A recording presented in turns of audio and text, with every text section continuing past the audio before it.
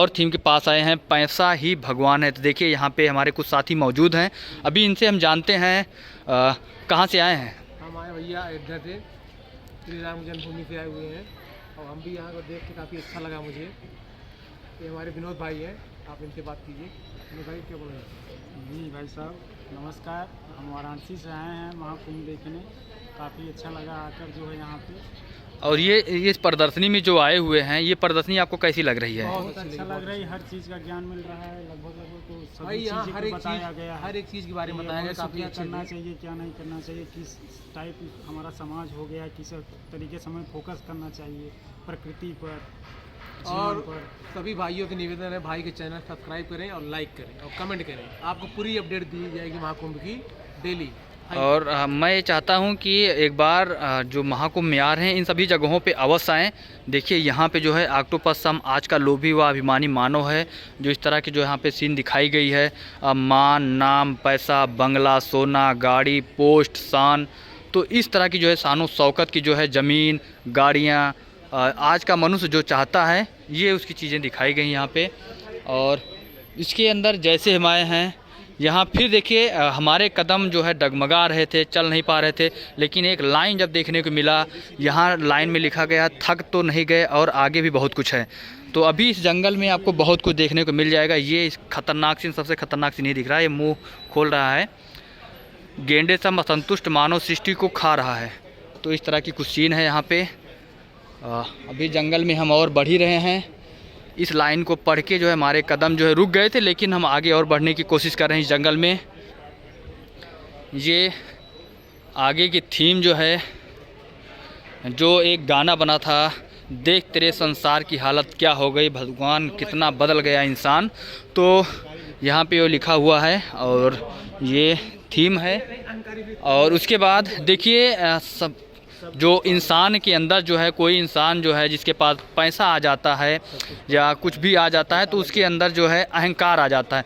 तो उसकी जो है यहाँ पे जो है थीम दिखाई गई है कि इंसान को अहंकारी नहीं होना चाहिए। तो हाँ मेरा मान है, हाँ मेरा मान है, ये नाम है, ये मान है, अहंकारी वृत्ति जब मनुष्य के अंदर आ जाती है तो वो कुछ दिन बाद ही जो है ज़्यादा दिन तक उसका अहंकार नहीं चल पाता है। तो ये अहंकारी वृत्ति है। और जैसे जैसे जो है मैं बढ़ रहा हूँ, यहाँ सामने आप देख पा रहे होंगे, आज मानो बकरी की तरह मैं कर रहा है। कि मतलब ये मैं मतलब कि अपने आप को ऊंचा दिखाने के लिए मैं जो कुछ हूँ, मैं ही सब कुछ हूँ। तो इस तरह की जो है यहाँ पे ये भाई खतरनाक सीन, जंगल में आ रहे हैं, यहाँ शेर, हमें लगता है शेर आगे है, डर डर के हम कदम अपने आगे बढ़ा रहे हैं। और आप लोग भी साथ बने रहिएगा, भागिएगा मत। ये है दुखों का पहाड़ जो कि हर एक इंसान इस परिस्थिति से गुजरता है। ये कलयुग की सच्चाई है। बीमारियां हैं, दुर्घटनाएं हैं, हादसे हैं, अकाल मृत्यु है, दंगे फसाद हैं, दुख दर्द पीड़ा है, पारिवारिक कलह कलेश है, और इधर गरीबी है, भुखमरी है, बेरोजगारी है, बलात्कार है, पापाचार है, दुराचार है, अत्याचार है। जो इस समाज की जो है बुराइयां जो हैं यहाँ पे दर्शाई गई हैं, इस कलयुग का जो है दुखों का पहाड़ जो यहाँ पे आप देख रहे हैं, इन सभी परिस्थितियों से इंसान गुजर रहा है। तो बहुत ही अच्छी थीम है ये। और अंदर बढ़ रहे हैं, देखिए यहाँ पे एक और सामने लाइन देखने मिल जाएगी, आओ कलयुगी जंगल को स्वर्णिम भारत बनाएं। अब हम थोड़ा जंगल से बाहर निकल रहे हैं। ये इस घने जंगल से हम बाहर निकल आए हैं और यहाँ पे हमें बहुत ही अच्छा जो है सुकून अब आके मिला है जंगल से। ये जो है यहाँ आप सामने देख पा रहे होंगे, एक सकारात्मक परिवर्तन की ओर, जागो जागो समय पहचानो। और परमात्मा शिव के दिव्य अवतरण हैं यहाँ पे। पुरुषोत्तम संगम युग, परिवर्तन का युग ये दिखाया गया है। तो जैसे हम जंगल से बाहर निकले, यहाँ पे जो है कलयुगी दुनिया का जो है सच्चाई यहाँ पे दिखाई गई है। मोह, लोभ, क्रोध, काम, अहंकार और आलस को आप लोग इसको त्यागिए, यहाँ पे इसका हवन कुंड कर दीजिए और यहाँ पे योग के द्वारा जो है आप जो है सतयुगी दुनिया में प्रवेश कीजिए। और देखिए ये काम, क्रोध, लोभ की जो है कलयुगी दुनिया कैसी है, और सतयुगी दुनिया में आप देख सकते हैं यहाँ पे शांति, प्रेम मधुरता, नम्रता आपको यहाँ देखने मिल जाएगी। और अभी आपको दिखा रहे थे कलयुगी दुनिया, जो कि इस समय कलयुगी दुनिया हम दिखाए अभी, और लेके चलते हैं आपको सतयुगी दुनिया की ओर। कलयुगी दुनिया काली काली थी, और यहाँ पे आपको पंडाल भी उसी तरह देखने को मिल जाएगा। ये सफ़ेद कलर का पंडाल आपको दिख जाएगा। और यहाँ पे लाइनें जो लिखी हुई हैं, इन लाइनों का स्पष्ट आप लोग समझिएगा। दिव्य गुणों की फुलवाड़ी से संसार को स्वर्ग बनाता है। तो ये लाइनें हैं, और हम चल रहे हैं सतयुगी दुनिया की ओर, और ये है इसका रास्ता। और यहाँ पे भी एक लाइन आपको देखने की मिल जाएगी, श्रेष्ठ कर्म से श्रेष्ठ जीवन स्वर्ग की प्राप्ति। ये है लाइन। और यहाँ पे भाईचारा देखिए, राजयोग द्वारा संस्कार व्यवहार में परिवर्तन। कलयुगी दुनिया से जब आप बाहर आएंगे तो इस तरह के आपको देखने को मिल जाएगा। मधुरता का व्यवहार, आपसी प्रेम, परिवार में एकता, बड़ों का सत्कार, हिम्मत, साहस, आत्मविश्वास, दृढ़ता व अनुशासन का विकास, विश्व में एक दो के प्रति सहयोग व शुभकामना देना, व्यापार में ईमानदारी व निष्ठा। कलयुग में भी दिखाए थे वो लोग खोर थे, किसी तरह से उनको मुनाफा कमाना है, उस तरह का था। लेकिन जब आप सतयुगी दुनिया में आएंगे तो इस तरह की आपको जो है कोई समस्या नहीं होगी। सहयोग की भावना, आपके अंदर सहयोग की भावना आना चाहिए, सबके साथ मिलकर चलना चाहिए, आपसी भाईचारा बनाना चाहिए। हिंदू, मुस्लिम, सिख, ईसाई आपस में सब भाई भाई। तो ये देखिए सतयुगी दुनिया जो है कितना अच्छा है, और हम इसी के कड़ी में आगे बढ़ते जा रहे हैं।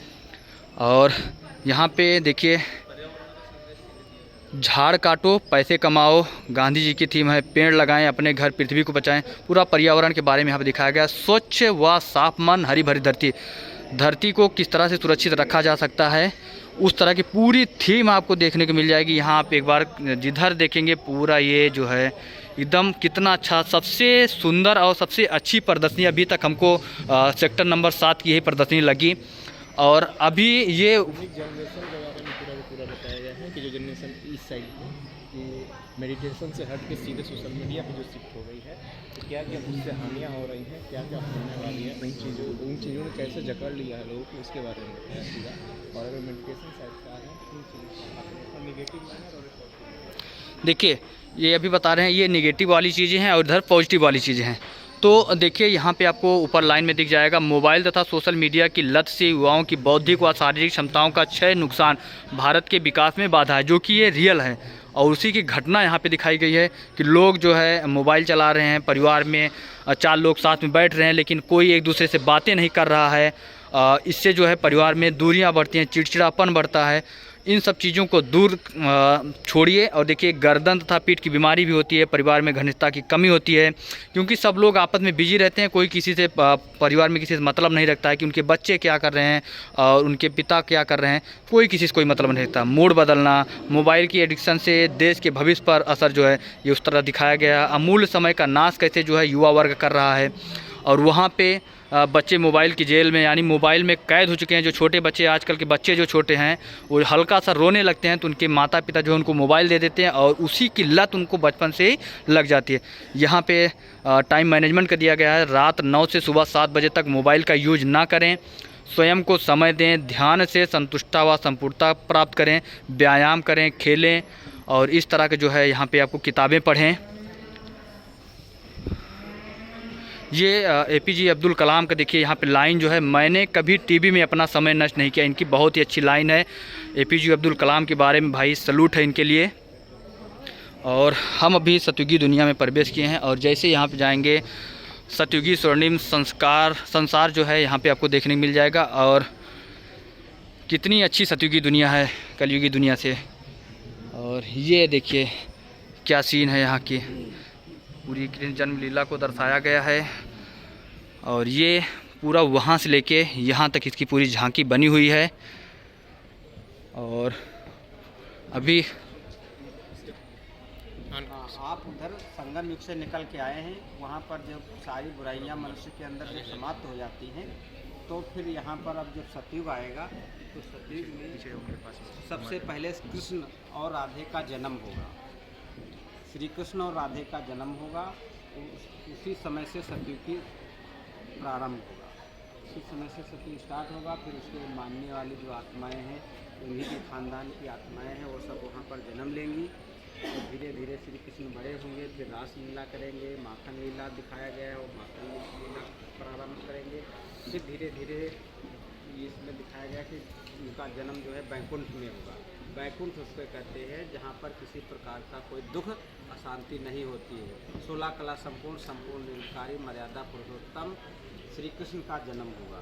और श्री कृष्ण का जब जन्म होगा तो वहाँ पर किसी प्रकार की दुख अशांति या पापाचार दुराचार नहीं होगा। सब सुख में रहेंगे और उसको सोने की दुनिया कहेंगे, यानी कि वहाँ पर सोने की चिड़िया भारत कहा जाएगा।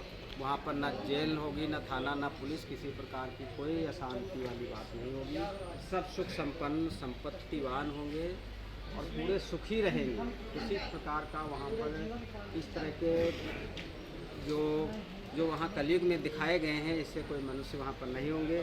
जो यहाँ पर जो जन्म लेंगे वो देवी देवता कहे जाएंगे, क्योंकि उनके अंदर दैवी गुण होंगे और दैवी गुण से संपन्न होंगे। और वहाँ पर हर व्यक्ति जो है, हर जो देवता कहा जाएगा, उसको जो है मनुष्य वहाँ पर नहीं कहेंगे, उसको देवता कहेंगे, क्योंकि उनके अंदर दैवी गुण होते हैं, इसलिए उनको देवता कहा जाता है। और कलयुग में मनुष्य के अंदर आसुरी गुण होते हैं, इसलिए उनको असुर कहा जाता है। तो हमको असुर से देवता बनने के लिए परमपिता परमात्मा द्वारा सिखाया गया राजयोग जब सीखेंगे तब हम जाकर सतयुग में आकर हमारा जन्म होगा। तो इस समय परमपिता परमात्मा आया हुआ है, आ करके हमको राजयोग सिखा रहा है और राजयोग की पढ़ाई पढ़ा रहा है। जो इस समय मनुष्य राजयोग सीखेगा वो सतयुग में उसका जन्म। तो सर ने बहुत अच्छी जानकारी बताई, इस थीम के बारे में पूरा यहाँ पे बताया गया है।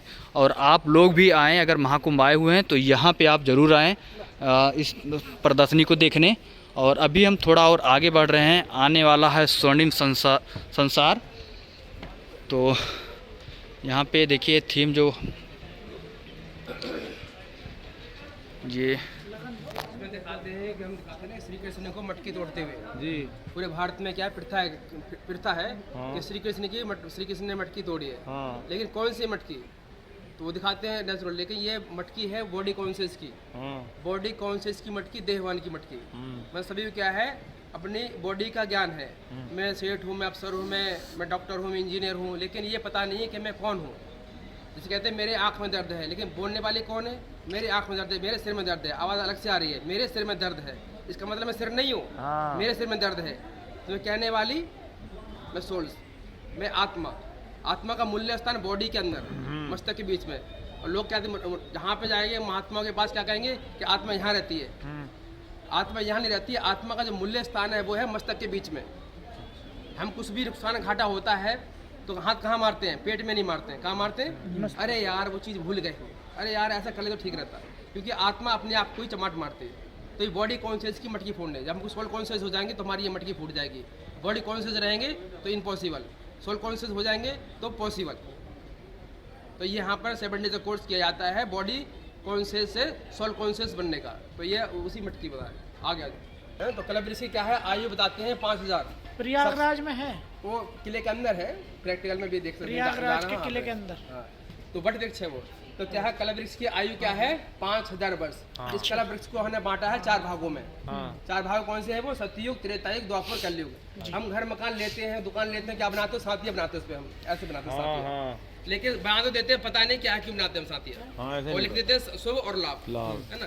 तो ये क्या है, 4 भाग क्या है, सतयुग के भाग है। पहला भाग है सतयुग, दूसरा भाग है त्रेतायुग, त्रेता द्वापर। पहले बोल रहा हूँ मैं, पहला भाग है सतयुग और दूसरा भाग है त्रेतायुग, तीसरा भाग है द्वापर। द्वापर मीन्स दूसरा युग और तीसरा है कलयुग। तो 4 भाग है साथिया। तो ये कलवृक्ष के रूप में ये साथिया वही। तो क्या है, इस सृष्टि की एज क्या है, 5000 वर्ष। 5000 वर्ष का रोमांचक ड्रामा है। आप यहाँ क्लब पहले भी आए थे और अब भी आए हैं। पुरानी कहावत क्या है हमारी, कि बनी बनाई बन रही, ना ही कोई बननी, चिंता उसकी कीजिए जो अनहोनी हो। सब पहला क्लब पहले का है। 5000 वर्ष का आपकी जो है रील चल रही है, new golden age at India, new golden age at India, स्वर्णिम भारत। तो हमारा भारत था, आपने क्या नाम, पुरानी बस आती है, ये क्या नाम डिपो आती है, उस पर लिखा होगा, क्या लिखा दिखा आपने, उस पर लिखा होगा इंद्रप्रस्थ सेवा, लिखा ना। तो पहले दिल्ली ही क्या थी, दिल्ली इंद्रप्रस्थ थी। तो इसी पुराना नाम क्या है, ये इंद्रप्रस्थ। तो यही हमारा दिल्ली फिर इंद्रप्रस्थ बनेगा। तो भारत क्या है, हमारा विश्वगुरु था भारत ही विश्वगुरु था, न्यू गोल्डन इंडिया। फिर से भारत विश्वगुरु बनना जा रहा था। तो ये पढ़ाई जो है, इसमें कौन आएंगे, स्टूडेंट कहते हैं, student the best life. Student the best life. पढ़ाई से ही हम कोई सा भी एम ले सकते हैं। तो ये पढ़ाई का है। जो है बी के भाई बहन हैं, हम 8 लाख, बी के भाई हैं 9 लाख हैं, 10 लाख हैं। तो ये कहाँ के लिए पढ़ाई पढ़ रहे हैं हम? ये इस दुनिया में जानने के लिए। पढ़ाई नहीं पढ़ेंगे तो इम्पॉसिबल, पढ़ाई पढ़ेंगे तो इस दुनिया में पॉसिबल। अभी सबसे पहले श्री कृष्ण और श्री राधे का जन्म होता है, फिर उसके बाद जब उन्हीं का स्वयंवर होता है ना, तो श्री कृष्ण नारायण बनते हैं और श्री लक्ष्मी राधा, और उसके बाद उनका राज तिलक मिलता है। तो सतयुग को सुना होगा, कैसे कहते हैं कि भारत जो है सोने की चिड़िया था। तो सोने की चिड़िया था, अब वो सोने की चिड़िया कहाँ गई पता है?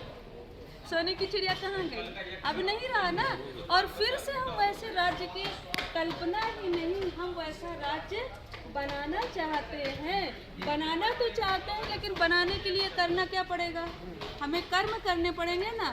केवल सोचने से, बोलने से, नारा लगाने से वैसा राज्य नहीं आएगा। लेकिन सबको चाहिए क्या? राम राज्य चाहिए।